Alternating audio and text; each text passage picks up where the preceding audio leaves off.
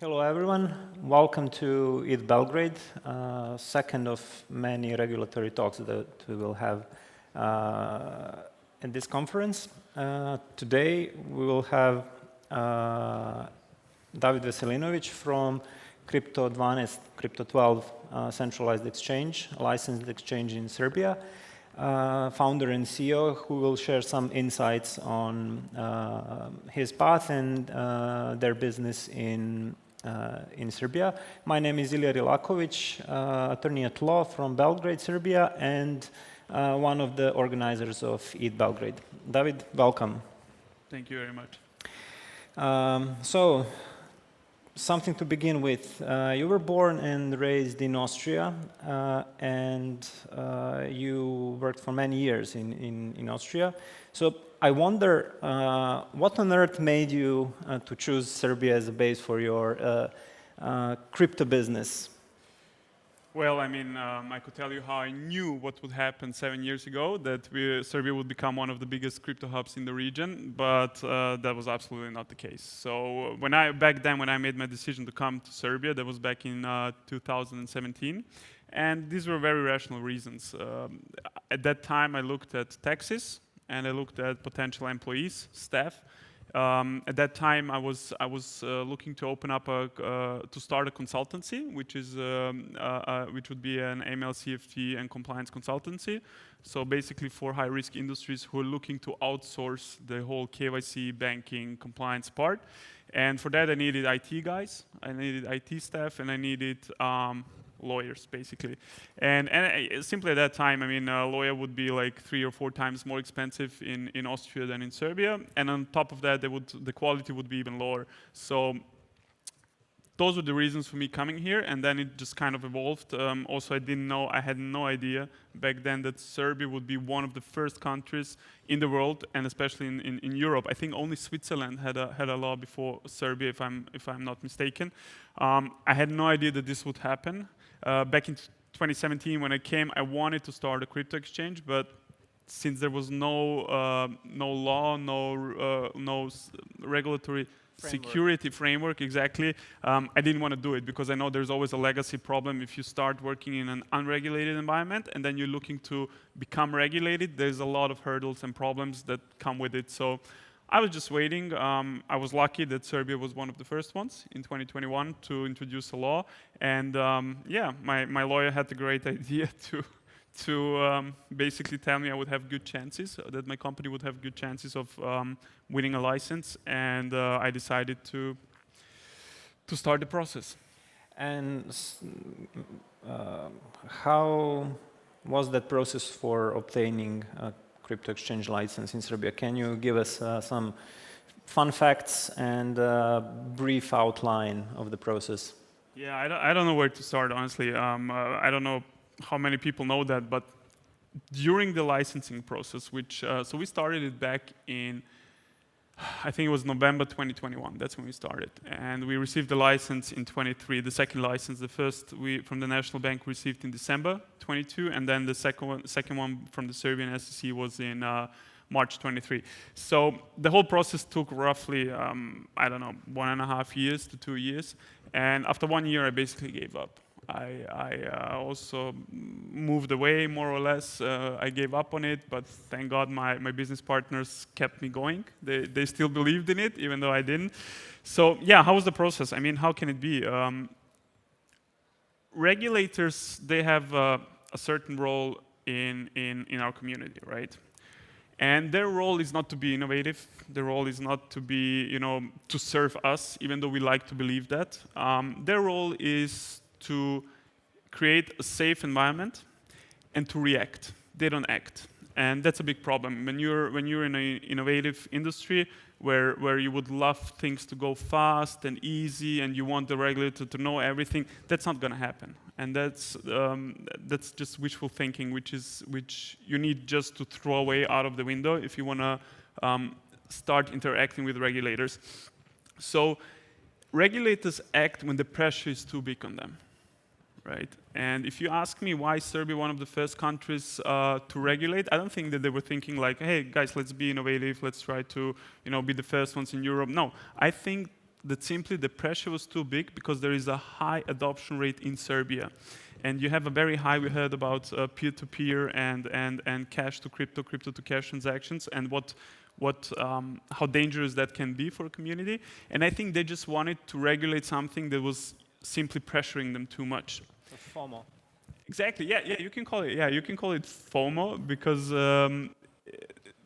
like, they couldn't even. Let's say they catch somebody, who's doing cash to crypto, crypto to cash. There was no law to punish them or to stop them or whatsoever. They had to let it go. So I think the law in the first place was introduced to stop the negative sides of peer-to-peer transactions. So when you come to a regulator and you apply for a license whose number one, let's say, commitment is to create a safe environment, they're first going to say no to everything, right? So you just need to, be persistent. And when it comes to, some anecdotes, I mean, I don't even want to tell you what I went through because you will be scratching your head. But yeah, I can say this much. In our, let's say in the National Bank and the Securities Commission, like in every other regulatory body, the people who really have a large knowledge and whom you can really talk to, but then obviously 80% are just there to do their job, and their job is not crypto. So you got to fight with them, you got to educate them. I mean, we have on daily basis, people coming from UKP, which is basically the police. We have tužioci, which is prosecutors. We have from the tax authorities constantly people coming just to educate themselves, because they heard something about crypto, they have it in a case, and they have no idea how it is. So it's a learning process, and I'm happy that we as a community in Serbia are pressuring them to do that, because unfortunately it doesn't go from top down, it goes from bottom up. So to sum up, don't you think that our regulators act as overprotecting parents who never allow children to get dirty, climb, crawl, what children do? So you have basically golden cage in Serbia. You have people who might experiment something with crypto, and in order to protect them, regulators don't allow a lot of things. This is basically a question of freedom, and my freedom ends where yours starts. And whenever we have a question of freedom, there will always be debate, whether it's too much or if it's not enough. If we compare Serbia, for example, let's do it this way. We got MiCA in the EU, where they basically regulated to death. And if you ask me about MiCA in the EU, yes, that's an overprotecting parent. I don't even know if they know what they're doing, but basically they just killed the crypto market in the EU. Everybody's going abroad. On the other hand, now you have US with Trump, who is super like freedom, and you can do whatever you want. Serbia is kind of in between. Why am I saying that? So in Serbia, the way the law is written, they have a lot of discretional power, the regulators. On one hand, we don't really like that because you don't really know what you're up to. But on the other hand, it gives them the possibility to experiment, right? So they can say, yeah, we're not too sure how this is going to happen in a day-to-day life, but let's try it on a smaller case, or let's try to limit the risk. So if you ask me if they're overprotective, we're in Serbia. In Serbia, if something happens, let's say, we got FTX in the US, right? It was news how long? A couple months, a year maybe, and now you don't hear anything about it. A case like that in Serbia, the National Bank is burning. The Securities Commission is burning. So you also have to keep in mind in what kind of society we live. How financial literate are we? Because most of the people, if they let's say they buy crypto with crypto 12 goes bankrupt, their crypto is gone, they're not gonna debate with you, oh, there was a risk, I should have carried, or I knew there was a risk. No, they're just gonna go to the regulator and complain. So I think overall, they're not overprotective, but obviously I think that they could move faster on certain questions. And that's what we are kind of missing with Crypto 12, because, like, for example, our app, which we're looking to launch by the end of the month, our app has been ready for already 10 months. So we're still in the process of getting it approved. So basically, that's what we call, when I said discretional powers, basically you need to ask them for approval for everything. And speed is the biggest problem that they have. And 10 months in crypto world is ages. Yeah, I mean, 10 months, to be honest. Our app, we developed it within the 10 months. It's not the app that we applied initially, because over 10 months we had to improve. Exactly, yeah. So you constantly have to improve. So the app that's going to launch has nothing to do with the app that we applied for 10 months ago. But I guess that's, yeah, you got to handle that. There's no way around it. And looking back, or from a hindsight, would you go again through the same process? I mean, what's the other option? Is it worth? Is it worth? Is it worth it? Yeah, I think so. I think so, definitely. I mean, Crypto 12, we had an immense growth for the past year. I'll be open with you. First, when we started, we thought, okay, the first year we're going to finance out of the pocket. Me and my business partner, we bootstrapped it. Then, okay, the second year we're going to, probably break even, and then the third year we're going to start earning money. Right off the bat, we had like last year, I think between 150 and 200 million volume, which for Serbia is insanely big. And we already not only made money, but we really had much higher profit than we were expecting. So in terms of that was good, right? In terms of my wrinkles up here, it wasn't that good, to be honest. So it was a big fight. It was a lot of unexpected interactions with the regulators. I know you know the picture where we had a photo shooting and then we get an email from the regulators, and that's basically my Whoop is tracking my stress level, and then I could every time see when I get an email from the regulators. So from that side, I don't know. Overall, I would do it probably again. That's brave. Kudos to that. And we already mentioned Serbian regulatory framework, and you mentioned MiCA. Are those two things comparable? Can you compare Serbian law to MiCA regulation? So for those who don't know what is MiCA, MiCA is European regulation, which is directly applicable to all EU member states, and it stands for Markets in Crypto Assets Regulation. And its goal is to have same rules for all member states and to level the playing field in crypto markets. So Serbia, whenever Serbia is introducing a new law, they're always looking with one eye to the EU, obviously, also because of the integration process.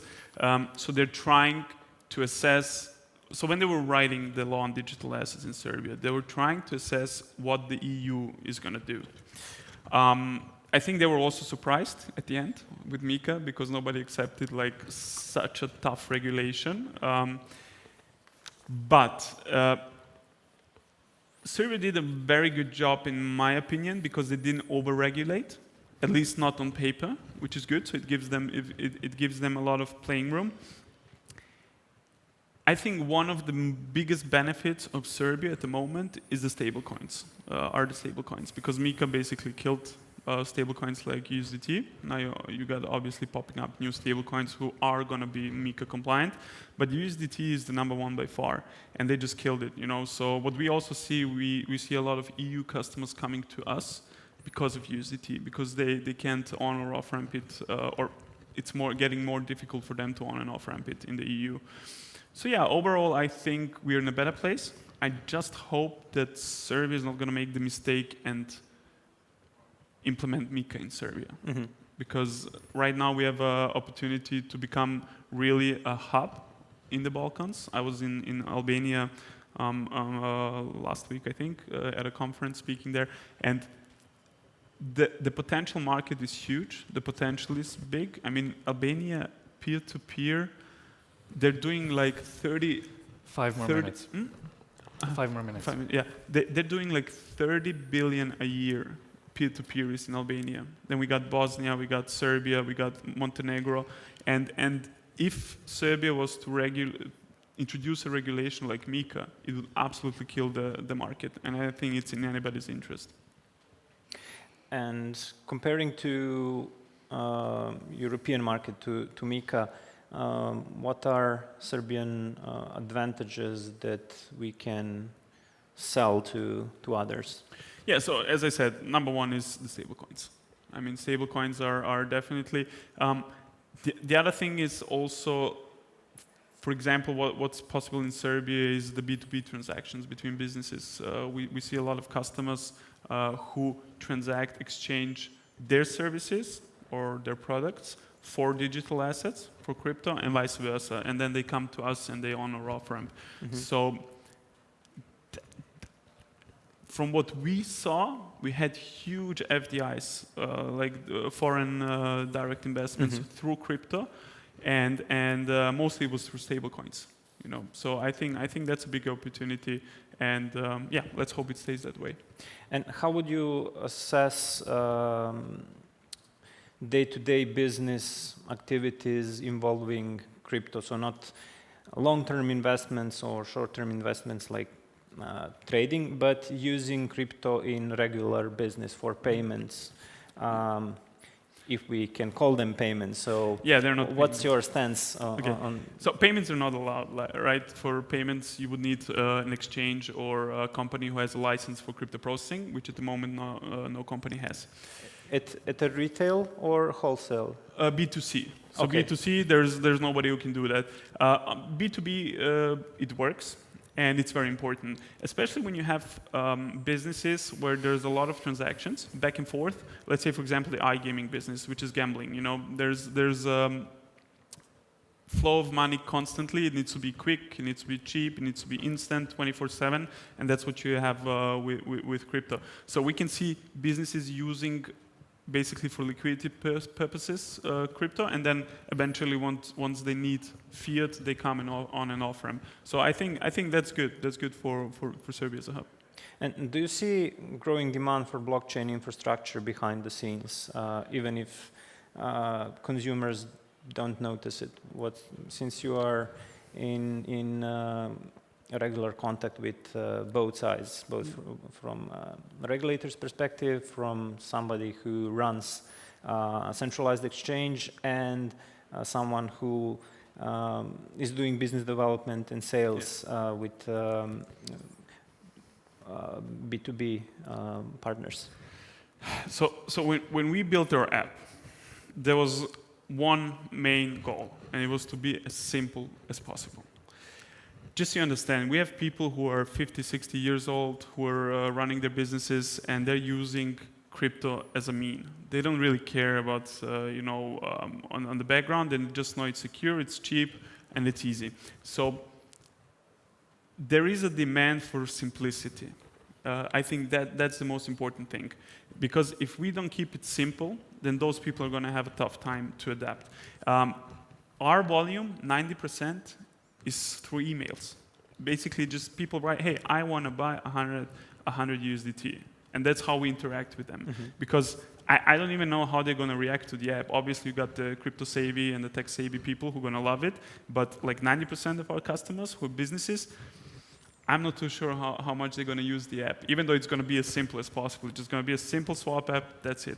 But still, I think there is a big demand, or we should, for especially developers, they should look to simplify things as simple as possible. Don't complicate things, don't confuse people with private keys, public key. They don't care about that. They care about what can this technology do for me, how can I use it, and show me the simplest way how I can use it. So I think simplicity should be the number one goal when it comes to developing infrastructure. Yeah, user experience is still a huge issue in Web3, and it is like a joke. If you have to explain it, then it doesn't work. Exactly. Then it's bad. Are we good on time? So to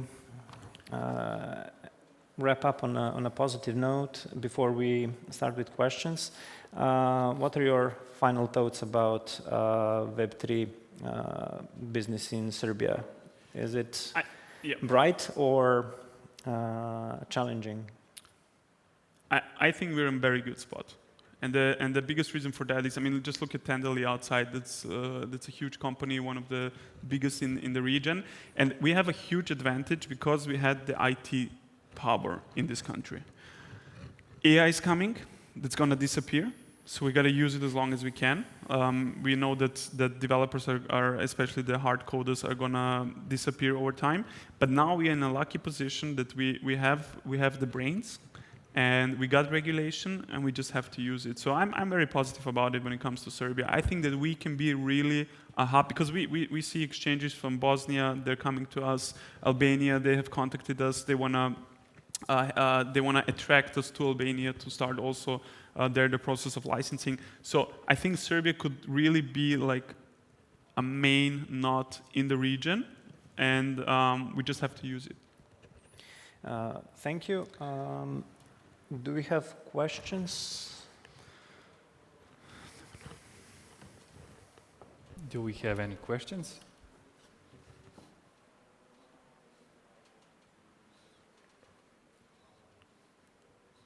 Okay, I hope David's journey and his insights on the region encourage someone here to actually start a new company, and it seems like we're all on the right track. So let's please, Ilija and David, a big applause.